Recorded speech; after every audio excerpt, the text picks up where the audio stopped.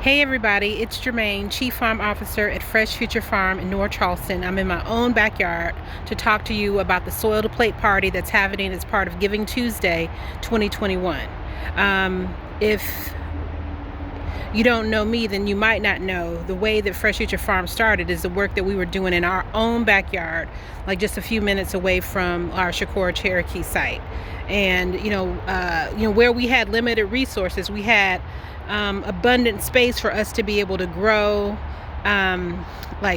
herbs, fruits, vegetables, and even take care of hens and get fresh eggs here right in our backyard and all the way around the house, as a matter of fact.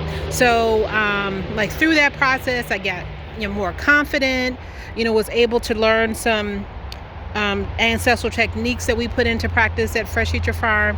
And there's just so many opportunities for people who are interested in growing their own food, becoming part of their own supply chain through having a home garden. So we have kits that fit folks who live in an apartment. We have barrels for folks who have space in their backyard, and then we have bigger tubs for schools, churches, and businesses so that you can get in on the act of growing some of your own food.